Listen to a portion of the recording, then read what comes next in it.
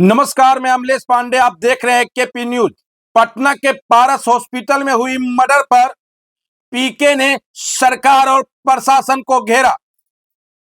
बोले डीआईजी के बयान उनकी मानसिकता को दिखाता है। अगर मर्डर करने वाले लोग उन्हें किसान दिख रहे हैं तो उन्हें अपने आंखों की जांच करानी चाहिए। जन सुराज पार्टी के संस्थापक प्रशांत किशोर ने पीएम मोदी के कल बिहार दौरा पर तंज कसा। बोला मोदी जी को बिहार में आकर ये बताना चाहिए कि यहाँ के युवक का पलायन कब रुकेगा और उन्हें गुजरात जाकर मजदूरी नहीं करनी पड़ेगी। सुनिए क्या कह रहे हैं प्रशांत किशोर। देखिए, पारस हॉस्पिटल में जो गोली चली है, हत्या हुई है, अभी कल भी मैंने आप लोगों को कहा है कि बिहार में कानून व्यवस्था की स्थिति लगातार बिगड़ेगी, अभी और बिगड़ेगी। इसलिए बिगड़ेगी कि पूरा पुलिस प्रशासन तो शराब से पैसा कमाने में, बालू माफियाओं के साथ साठगांठ करके पैसा कमाने में, घूस लेने में लगा हुआ है। जितने मंत्री हैं, जितने सरकार के लोग हैं, वो ट्रांसफर पोस्टिंग में करोड़ों रुपए का उगाही कर रहे हैं। तो आप जब पुलिस वाले शराब और बालू से पैसा कमाने में लगे हैं तो कानून व्यवस्था का काम कब करेंगे?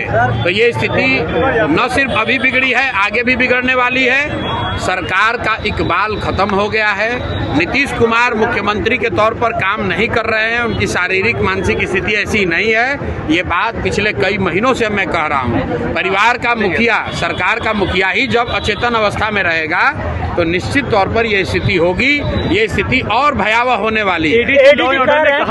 किसान के बीच में जो होते हैं फ्री होते हैं, इसलिए अपराध बढ़ रहा है। अब एडीजे लॉ एंड ऑर्डर को अगर ऐसा लग रहा है कि किसान जो है वो फ्री है इसलिए अपराध कर रहा है, तो ये उस अफसर की मानसिकता को दिखाता है, सरकार की मानसिकता को दिखाता है और ये बताता है कि बिहार में स्थिति दिनों दिन क्यों खराब हो रही है। जिम्मेवारी लेने के बजाय, अफसरों पर कार्रवाई होने के बजाय अफसर समाज पर, किसानों पर, मजदूरों पर इसका दोषारोपण कर रहे हैं। पारस हॉस्पिटल में जहां पर ये हत्या हुई है वो कोई किसान जाकर थोड़ी ना मारा है। वीडियो जारी हुआ है, देख लीजिए। बाजाप्ता लोग 5 गन लेकर जा रहे हैं और जींस पैंट से और शर्ट से निकाल कर मार रहे हैं। और एडीजी लॉ एंड ऑर्डर को किसान खेत में रोपनी करने वाला दिख रहा है तो उनको आंख की जांच कराने की जरूरत है। कि शराबबंदी की बात करने वाले लोग बेशर्म हैं। अब ये खान साहब का अपना ओपिनियन हो सकता है। कल प्राइम मिनिस्टर मोतिहारी आ रहे हैं, क्या कुछ कहेंगे आप? क्या डिमांड है? प्राइम मिनिस्टर साहब मोदी जी चौथी बार आ रहे हैं। हर बार पिछले 3-4 महीने से मैं यही कह रहा हूं कि मोदी जी को बिहार में ये बताना चाहिए कि हम लोग की शिक्षा व्यवस्था कब सुधरेगी। मोदी जी को ये बताना चाहिए कि बिहार से पलायन कब रुकेगा। मोदी जी को ये बताना चाहिए कि यहाँ रोजगार फैक्ट्री कब होगा ताकि बच्चों को गुजरात और महाराष्ट्र 10-12 हज़ार रुपए के लिए न जाना पड़े। बाकी की जो बात कर रहे हैं मोदी जी, एक ट्रेन दे देंगे, एक रोड बना देंगे, इसकी हम लोग को जरूरत नहीं है। ये हम लोग सब अपने से कर सकते हैं।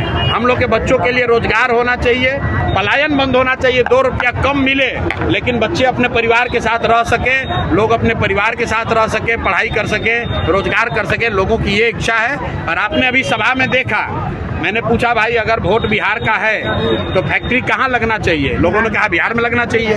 और मैंने ये भी पूछा कि बताओ 15 साल में आप मोदी को वोट दे रहे हो, बिहार के लोग, मोदी जी ने फैक्ट्री कहाँ लगाया है, बिहार में कि गुजरात में? तो हर व्यक्ति कह रहा है कि नहीं गुजरात में लगाए हैं। और फिर मैंने लोगों से पूछा कि ये आपको आगे मंजूर है?